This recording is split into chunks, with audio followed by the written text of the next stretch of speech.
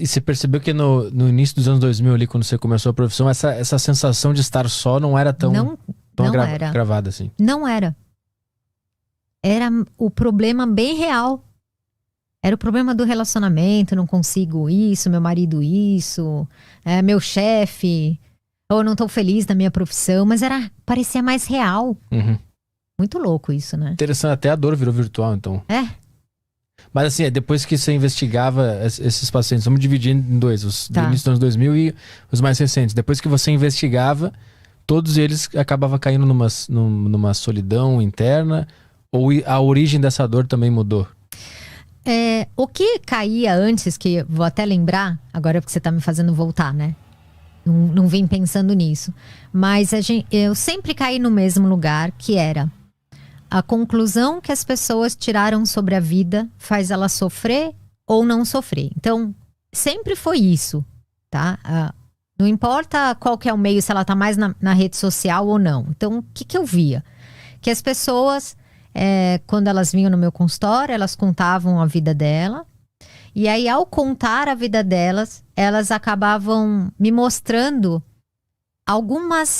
vou chamar de alguns erros cognitivos, que a gente chama assim na psicologia, com determinada parte da vida dela. Tipo assim, eu não sou boa o suficiente. Uma conclusão que eu demorava um pouco para chegar. E hoje eu falo rápido com meus pacientes, eu falo assim, tá, qual é o fantasma que segue você? Essa é a grande pergunta que eu faço e todo mundo tem um fantasma. Eu falo, qual é o fantasma que te segue?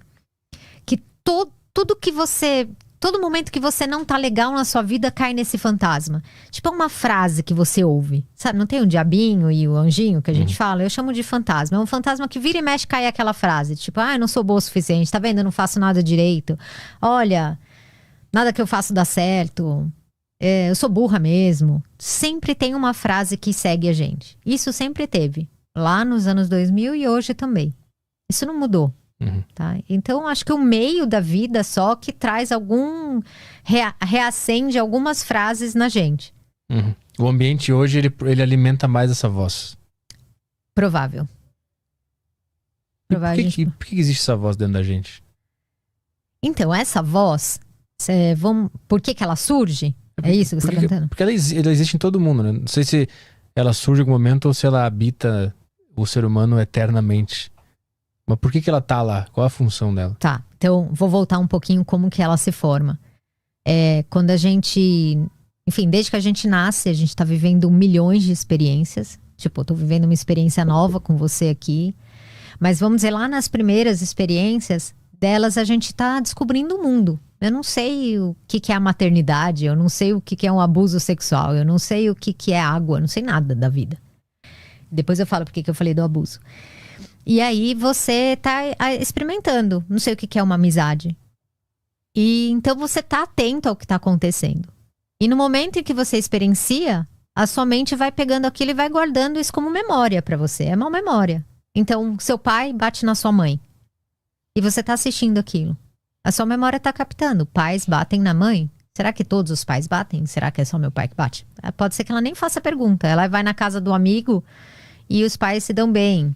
Aí ela volta a olhar para a relação pai e mãe e ela vai, a cada segundo que ela tá experimentando alguma coisa, eu vou pegar esse exemplo do pai e mãe, ela tá preenchendo o conceito de casamento. Como que é um casamento? Casamentos são felizes? Casamentos, qual é o papel da mulher? Qual é o papel do homem? Então só, por exemplo, olhando o pai e mãe, você vai fazendo um monte de conceito do papel da mulher, do papel do homem, do papel do relacionamento, o que é um casamento. E você está construindo seus conceitos. Basicamente é só isso. Só que às vezes o que acontece, às vezes não, sempre, a gente tem uma visão, eu vou chamar de distorcida, porque você só teve aquelas experiências. Então você pode construir um conceito dentro da sua cabeça de que homens não devem fazer nada e é a mulher que deve fazer tudo na casa. Você tirou esse conceito das suas experiências. O que as pessoas não percebem é que aquilo que ela tem de conceito dentro da cabeça dela são só as experiências dela, não a realidade. A realidade para todo mundo. Mas a gente pega isso, não sei se eu tô falando de uma forma difícil, mas a gente vai construindo esses conceitos e acreditando que eles são fatos. E aí a gente fica super apegado àquilo que a gente aprendeu, mas eu aprendi que é assim. Tá? Algumas coisas a gente tem consciência e outras não. Um exemplo que eu gosto muito de dar, por exemplo, é você nasceu numa família de, sei lá, palmeirense. E aí seu pai assistia filme, os jogos, te levava. Aquela experiência te fez um dia falar, eu sou palmeirense. Daí a partir daí você comprou uma camiseta, daí você começou a torcer mais, aí você andou com seus amigos que também eram palmeirenses, aí você começou a descobrir que palmeirense não gosta de corintiano, então você também não vai gostar de corintiano. E tá se crescendo todo um conceito. Quando você vê, Arthur, você é o palmeirense. Você é parte sua, já é uma característica. Assim como você fala, eu tenho X anos, eu sou palmeirense, faz parte da sua personalidade aquilo. E aí você mata por conta de ter se identificado com aquilo. Só que essa pessoa, esse palmeirense, por exemplo, se você disser pra ele assim, cara, tipo, você não é, tipo, não é da sua identidade ser palmeirense.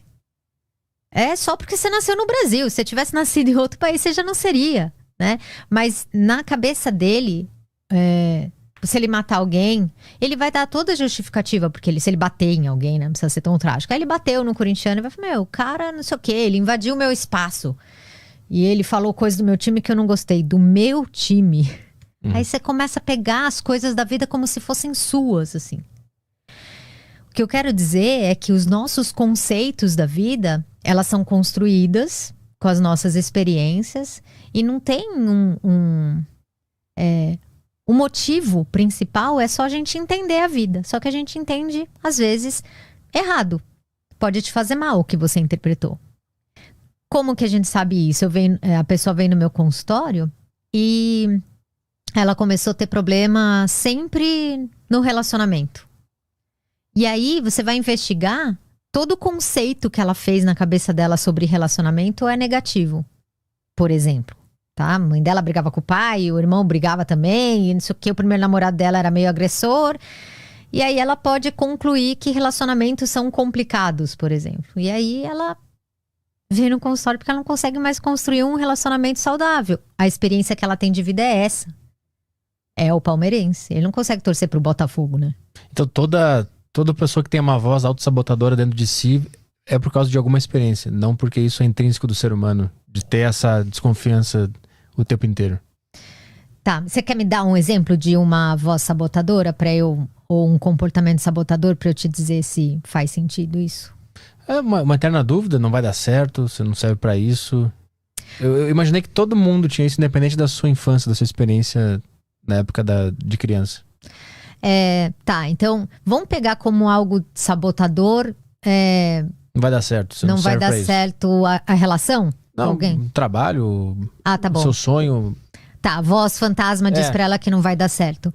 Então, muito provavelmente, aí quando você investiga, você vai vendo que ela foi tirando essa conclusão durante a vida.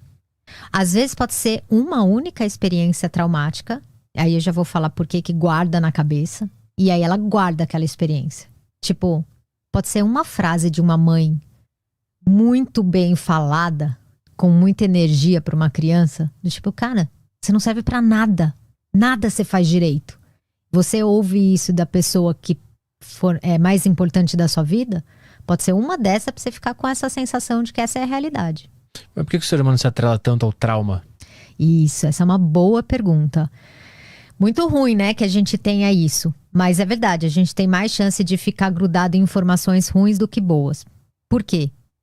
Porque o nosso cérebro, ele é formado, né, para nossa proteção e para nossa sobrevivência. É para isso que existe o cérebro, né? Para fazer a gente funcionar, óbvio, mas do ponto de vista é de sobrevivência. Tá? Ele está sempre atento a perigos e alertas. Então, eu gosto muito desse exemplo. Você enfia o dedo na tomada, você toma um choque e a sua memória precisa gravar isso. Porque se ela não gravar isso, você vai enfiar o dedo de novo e vai tomar outro choque e você pode morrer. Então essa experiência precisa estar num lugar bem importante. As experiências traumáticas, elas são guardadas com mais intensidade para te proteger. Só que era para ser só sobrevivência mesmo. Era para ser tipo, cara, olha, quase você morreu da janela. Você desequilibrou e quase morreu. Não chegue mais perto da janela. Era só para ser isso. Só que a gente... Isso assim, né? Tô falando dos estudos da psicologia evolucionista, né? Por que a gente tem isso com outras pessoas, né? Tipo, o que tem a ver eu ter medo de me relacionar com outra pessoa? Não tem nada a ver com sobrevivência. Mas parece que a gente é muito, muito necessitado em viver em sociedade. É para nossa sobrevivência isso. De todos os animais, pensa, de todos os animais, o ser humano é o mais frágil. Quando ele nasce, quando a gente nasce, depois lá dos 9 meses, cara, a gente não sabe fazer nada sozinho. Absolutamente nada. A gente não sabe comer sozinho. Eu mexo com um cavalo. O cavalo, quando nasce, ele cai e ele levanta e ele sai andando. Tipo, ele come, ele vai atrás da mãe e mama. Ele já se protege atrás da mãe, ele abana rabinho.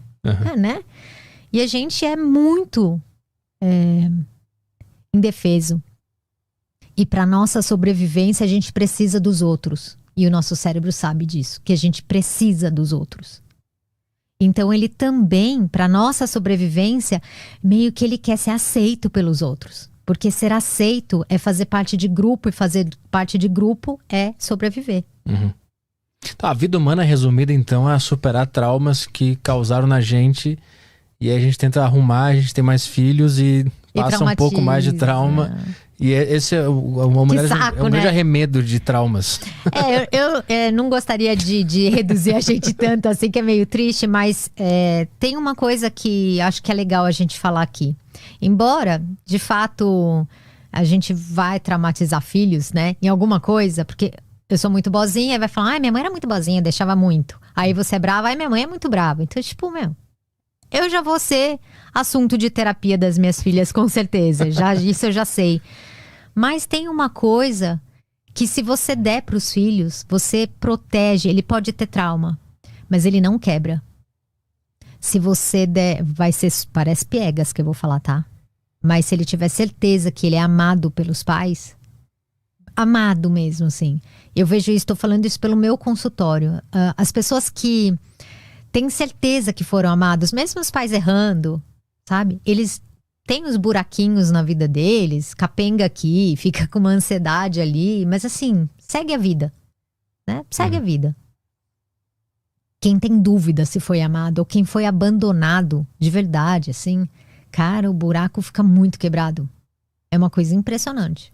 E às vezes a pessoa foi amada, mas ela não entendeu, né? Isso é muito legal. Isso eu tava ontem mesmo, tava atendendo uma paciente, a gente tava falando, aí a gente tem que desconstruir essa questão, né? Então, tipo, os pais, o pai provavelmente foi super em busca do trabalho, né? E até saiu de casa pra morar em outra cidade em busca de trabalho e dinheiro. E a mãe trabalhava muito, 3 empregos, por exemplo. E ela ficou com essa sensação do abandono, né? Meu pai poderia ter trabalhado aqui perto, por que ele foi pra lá? E minha mãe, acho que não me amava.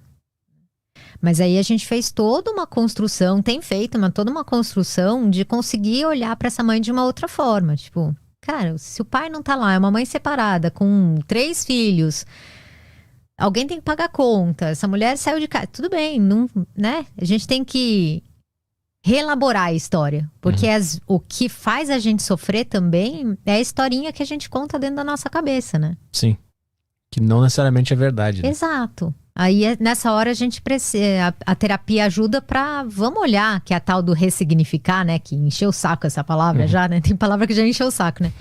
Mas vamos olhar pra essa história. Tem mãe que teve filho, eu tenho um paciente que a mãe teve filho com 18 anos, teve 4 filhos. Cara, uma menina de 18 anos com 4 filhos, com um pai que dava trabalho. Tipo, a atenção que essa mãe vai dar. Ela pode amar, mas ela tem uma dificuldade da atenção. Ela tem muita coisa pra fazer. Mas precisa pensar sobre isso pra reelaborar. Porque senão vai contar a historinha de que minha mãe não me deu atenção, minha mãe... Você acha que a sensação de ter sido amado quando criança cria uma pessoa resiliente para lidar melhor com os traumas que vão acontecer independentemente do curso da vida?